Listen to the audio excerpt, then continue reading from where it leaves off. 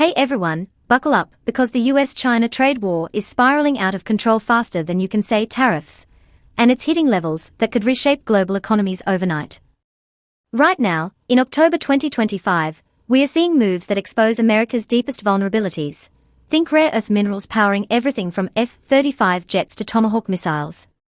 If you're wondering how China just flipped the script on Washington and left the US scrambling, stick around because this is the breakdown you need. We'll dive into the panic in the White House, Trump's desperate damage control, and why this could be a game-changer for international relations. Have you ever seen a superpower caught off guard like this? Let's unpack it step by step, and by the end, you'll see why the upcoming Trump-11 Jinping meeting in South Korea might be the most tense summit of the decade. Just days ago, China dropped a bombshell with export restrictions on rare earth minerals. And it's not just a trade tweak. It's a strategic masterstroke that's got Washington in full-blown panic mode. Why? Because these minerals are the lifeblood of the US military-industrial complex. We are talking about elements that make up nearly 78% of America's imports for high-tech weapon systems. Rare earth magnets are crucial in F-35 fighter jets, and even those precision-guided Tomahawk missiles. Without them, the US defense machine grinds to a halt. China didn't just announce this out of nowhere. It was a direct response to escalating tensions, saying, enough is enough. But here's the real kicker. What happens when the world's leader in rare earth processing, controlling 70% of global mining and a whopping 90% of processing, decides to tighten the screws? The US is at least a decade and trillions of dollars behind in catching up. Rhetorically speaking, does America really have any cards left to play, as Trump might say? Zero cards, folks. If you're in the defense sector, or just following US-China trade war updates in 2025, this is the vulnerability that's keeping Pentagon officials up at night. Now, let's zoom in on China's dominance here. It's not just about mining, processing is key. China processes these minerals into the high-purity forms needed for advanced tech, and no one else comes close. The US has been trying to build its own supply chains, but it's years away from self-sufficiency. So, when Beijing announced these restrictions, it wasn't bluffing. It was pointing straight at America's Achilles heel. Curiosity question. How do you think this affects everyday Americans? Higher costs for electronics, EVs, and even national security. We'll get to that, but first, cliffhanger alert. What did Treasury Secretary Scott Bessent and President Trump do in response? They went into overdrive with some serious domestic damage control, trying to spin this as if the US is the good guy here. Both Bessent and Trump have been out there this week, persuading the American public that Washington actually wants to help China. Yeah, you heard that right.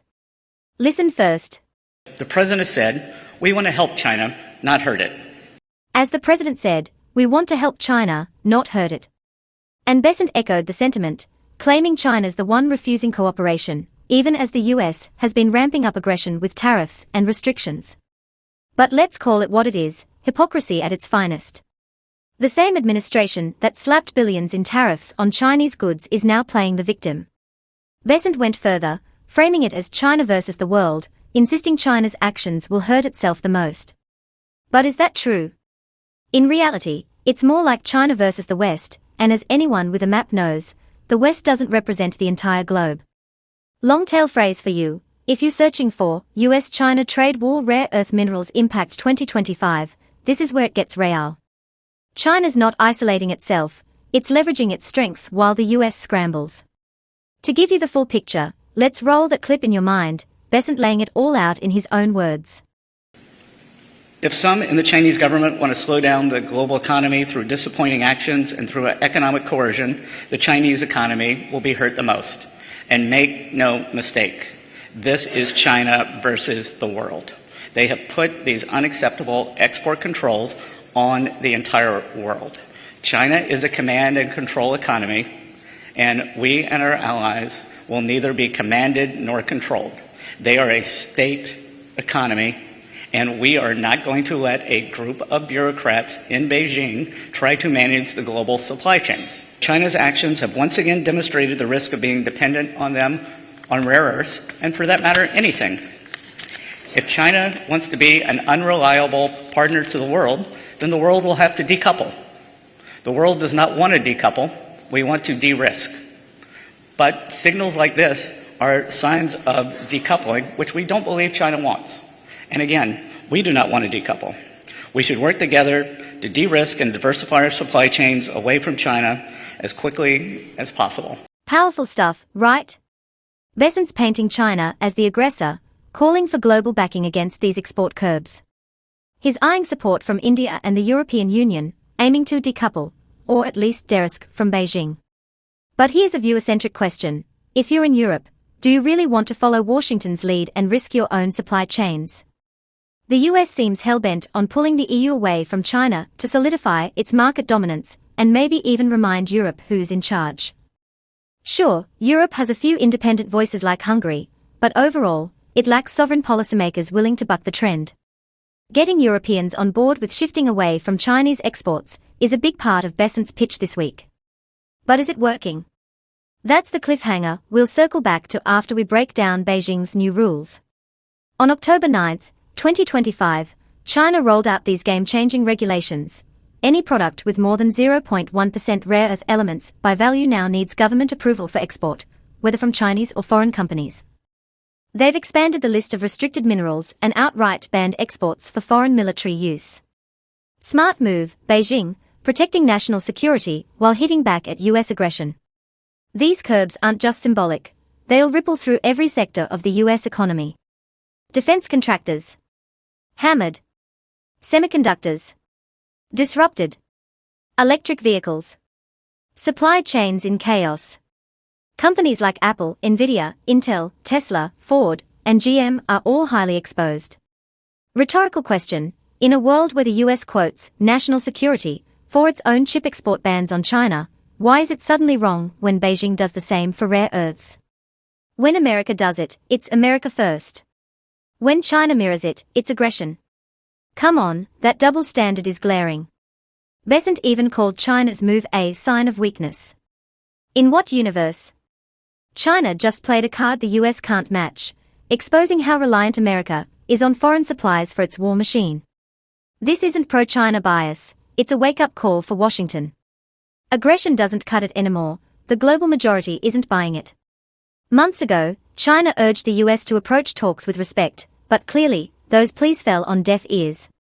Now, with the Trump-11 Jinping meeting looming in South Korea later this month, tensions are sky-high. Curiosity-driven question: will this summit be a breakthrough, or another escalation? Hang on, because the lines of communication are still open, and that's the silver lining. Behind the scenes, officials from both sides are hashing it out in Washington during the IMF and World Bank meetings this week. Then, Besant and Chinese Vice Premier He Lifeng are set to meet at the Asia-Pacific Economic Cooperation Summit in Seoul. It's obvious, Washington needs an off-ramp badly. They can't afford to lose access to these minerals, not when they are vital for waging wars or powering the economy. In panic mode, what does the US do? Flex more muscle. Trump responded with 100% tariffs on Chinese goods starting November 1st, and recently proposed banning Chinese airliners from Russian airspace, a key route for Asia-Europe-North America connections. Viewer-centric: if you're a business owner relying on global trade, how does this chaos affect your bottom line? It's a vicious cycle, but China's holding strong, and that's forcing the US to rethink its strategy. Let's step back and analyze the bigger picture in this US-China trade war escalation 2025. China's not just defending, it's showcasing its leverage. Rare earths aren't optional, they are essential for everything from smartphones to stealth fighters. The US has been pushing decoupling, but Besant's de-risk spin is just rebranding the same goal: diversify away from China as fast as possible. But can they? With China dominating 90% of processing, it's not happening overnight. Rhetorical: isn't this the ultimate irony, the world's biggest economy dependent on its rival for war tech? And Besant's call for allies like India and the EU. It's a bit to isolate China, but not everyone's on board. Europe, for one, is wary of derailing its own recovery. As we wrap this deep dive into China's rare earth export ban and its impact on US military, remember, this isn't just about minerals, it's about shifting global power. Washington panicked, spun narratives of helping China while slapping tariffs, but Beijing's response exposed the cracks. With staff talks underway and summits ahead, could de-escalation be on the horizon? Or will tariffs spiral further? Cliffhanger, watch what happens at that Trump 11 meeting, it could redefine the trade landscape. Thanks so much for tuning in to this breakdown of the US-China trade war rare earth crisis. If this got you thinking about global supply chains or national security, hit that like button to show support, subscribe for more in-depth analyses on international relations and economic showdowns, and drop a comment below. Do you think the US can de-risk from China without economic pain? What's your take on Trump's 100% tariffs? Let's discuss. Your thoughts keep the conversation going. See you in the next video, and stay informed.